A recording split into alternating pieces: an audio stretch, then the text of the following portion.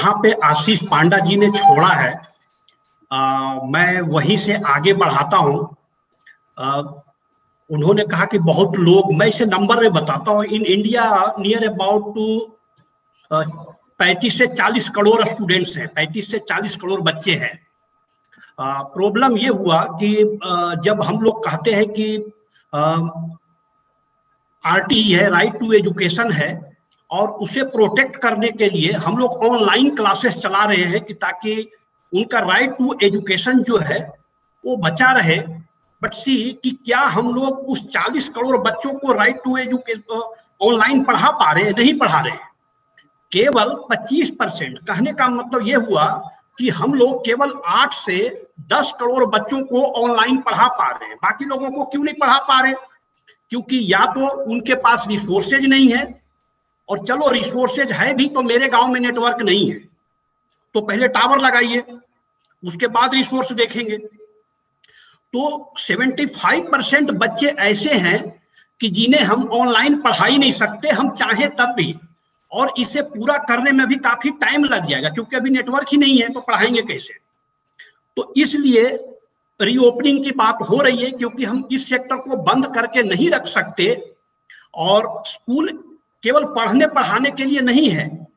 हमारे यहाँ आपको पता है कि 28 से 30% जो पॉपुलेशन है वो बिलो पॉवर्टी लाइन जीती है, और उनके लिए, उनके बच्चों को वापस जो स्कूल से बाहर हो गए थे क्योंकि वो सिस्टम में आ ही नहीं पाते, उनको सिस्टम में लाने के लिए पूरे दुनिया का सबसे बड़ा स्कीम सर्व शिक्षा अभियान चलाया गया कि आप स्कूल में आइए, हम आपको खाने का मिल भी देंगे, पहनने के लिए कपड़ा भी देंगे, किताब कॉपी भी देंगे, कि ताकि वो बच्चा पढ़ने आए। अब क्या हुआ, लॉकडाउन की वजह से वो स्कूल छोड़ करके घर चला गया, और अब घर में क्योंकि कुछ टाइम बहुत लंबा हो गया, करने के लिए कुछ था नहीं, तो जो अभी पांडा जी कह रहे थे कि चाइल्ड एब्यूजेज बढ़ गए हैं, चाइल्ड ट्रैफिकिंग बढ़ गई, उसका रीजन ये है, वो इसलिए बढ़ गया क्योंकि अब घर पे उसको कुछ करने को था नहीं, तो पेरेंट्स के साथ वो काम करने लगा, मजदूरी करने लगा, क्योंकि पेरेंट्स भी बेचारे काम करते तब उनका घर चलता था। तो स्कूल का क्लोजर जो है बहुत बड़ा प्रॉब्लम था। जैसे कोरोना एक प्रॉब्लम है, वैसे ही स्कूल क्लोजर एक बहुत बड़ा प्रॉब्लम है, और इससे बहुत बड़ा नुकसान हुआ है। आप ऐसे समझो कि पूरे साल का कोई 32 करोड़ से 40 करोड़ बच्चों का करिकुलम, होल ईयर का करिकुलम लॉस हो गया। अब उसे रिकवर करने का कोई प्रोग्राम नहीं है हमारे पास। डिसास्टर हो गया, लेकिन हर डिसास्टर का रिकवरी होता है ना? लेकिन इसमें इस करिकुलम लॉस का कोई डिसास्टर रिकवरी मैकेनिज्म हमारे पास नहीं है। क्यों नहीं है? क्योंकि हमने अपना ऐसा डिसास्टर मैनेजमेंट प्लान बनाया ही नहीं। अगर आप प्लानिंग में फेल हैं तो बी श्योर कि आपको फिर से स्कूल बंद करने पड़ेंगे। कितने, क्योंकि अभी कोविड आया है, ऐसा अभी श्योर नहीं है कि कोविड के बाद डेविड नहीं आएगा और डेविड के बाद सेविड नहीं आएगा। There are so many versions, वो आएंगे। हमें क्या है कि हमें एक बार में ही सीख जाना चाहिए। जैसे सुपर साइक्लोन से हम लोगों ने सीख लिया था कि जैसे ही साइक्लोन आए तो हम साइक्लोन को रोक नहीं पाएंगे, हमें उसका पाथ वेकेट कर देना चाहिए, ऐसा हम लोगों ने सीख लिया था। तो फिर क्या हुआ, फिर उसके बाद बहुत सारे साइक्लोन आए, नरगिस आई, बहुत सारी आई, लेकिन हुआ क्या? डेथ नहीं हुआ। क्यों नहीं हुआ? क्योंकि हम लोगों ने लर्न कर लिया था। We learn to evacuate Odisha in single night. 5 lakh आदमी को हम एक साथ इवैक्यूएट करने की कैपेसिटी हम लोगों ने डेवलप किया, उनके लिए शेल्टर्स बनाया, रिहेबिलिटेशन सेंटर। वैसे ही हम लोगों को भी ये सीख लेना चाहिए कि हमें अपना डिसास्टर मैनेजमेंट प्लान बनाना चाहिए। आप जो बात बाई पार्ट्स में कर रही हैं कि जब ट्रांसपोर्ट में क्या करेंगे, स्कूल में जाएंगे तो क्या करेंगे, ठीक कहा पांडा जी ने कि रिस्क आप जीरो कर ही नहीं सकते, रिस्क आप रिड्यूस कर सकते हैं, and there is a method. बाजार में एक्सपर्ट लोग बैठे हुए हैं, इतने बड़े बड़े मैनेजर हैं रिस्क कम करने के लिए। तो हमें रिस्क कैसे कम किया जाए उसकी लर्निंग करनी चाहिए, वो सीखना चाहिए। Already national disaster management authority का एक स्कूल डिसास्टर मैनेजमेंट प्लान बनाने के लिए गाइडलाइन है। अब उसमें लिखा हुआ है कि पहले स्कूल का रिस्क असेस करें। जब आप रिस्क असेस करेंगे तो उसमें कोरोना भी असेस करेंगे, नहीं था तब नहीं था, लेकिन अब है तो आप असेस करेंगे। अकॉर्डिंगली जितना रिस्क होगा उसी के हिसाब से मिटिगेशन मेजर्स सजेस्ट करेंगे। मिटिगेशन मेजर्स के लिए अलग अलग कई तरह के टीम एंड टास्क फोर्स बनाएंगे। हर टीम और टास्क फोर्स के लिए आप स्टैंडर्ड ऑपरेटिंग प्रोसीजर बनाएंगे। क्यों? क्योंकि जिस समय डिसास्टर होगा उस समय आप मीटिंग नहीं कर पाएंगे। उस समय प्रिंसिपल ये नहीं बता पाएगा कि शिवानी को फायर फाइटिंग करना है और महिमा को एम्बुलेंस कॉल करना है, ऐसा नहीं होगा। उधर आपको पहले से ही आपका रोल एंड रिस्पॉन्सिबिलिटी फिक्स किया हुआ होना चाहिए और आप दोनों को अपने आप ही उस काम में लग जाना चाहिए। तो कैसे होगा?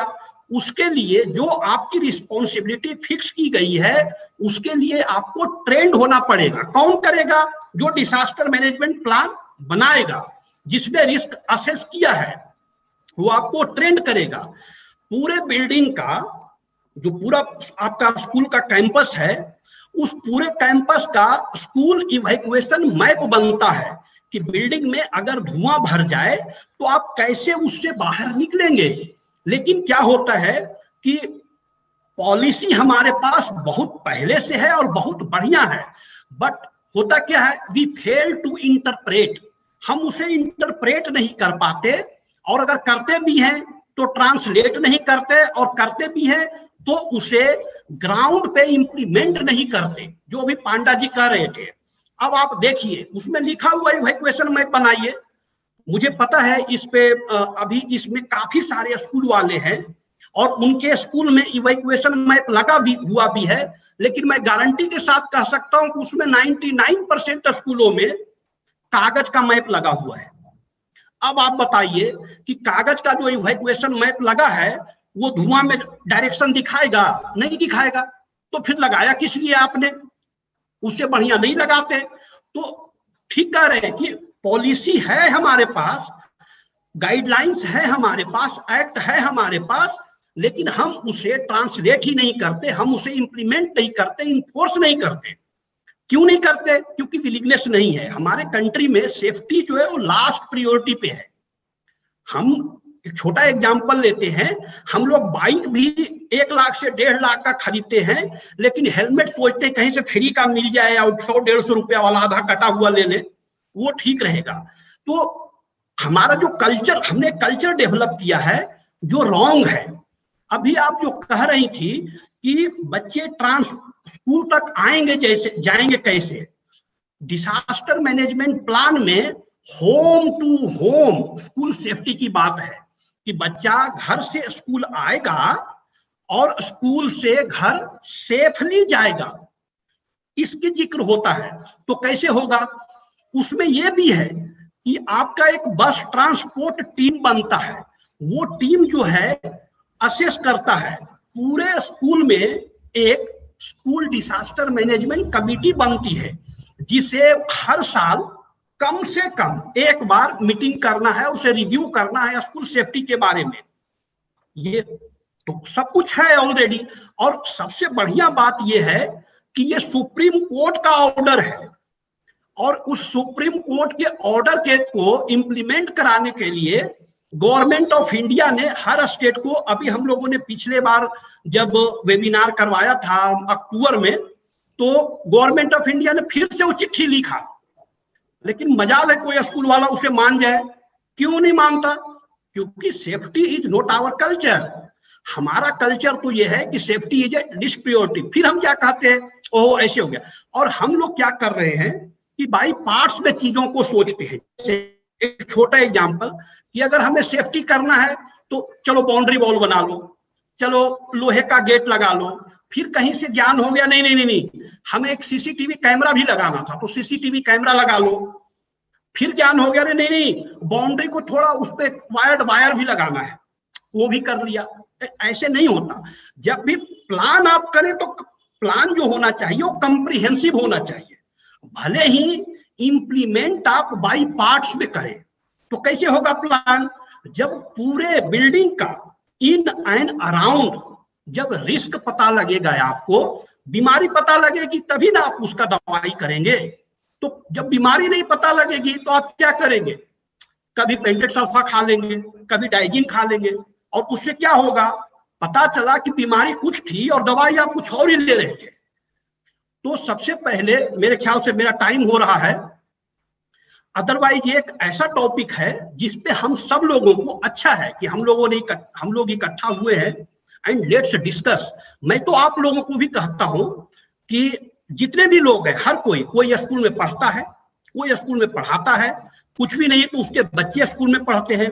आप देखिए, अपना एटीट्यूड देखिए। आपका अगर एक इरेजर भी खो जाता है तो आप बच्चे के डायरी में लिख के पूछती हैं कि जी मेरे बच्चे का इरेजर था, खो गया। कभी भी आप लोगों ने पूछा क्या कि आपके स्कूल का डिसास्टर मैनेजमेंट प्लान बना है? सुप्रीम कोर्ट ने कहा है आपको बनाने के लिए? नहीं पूछा ना।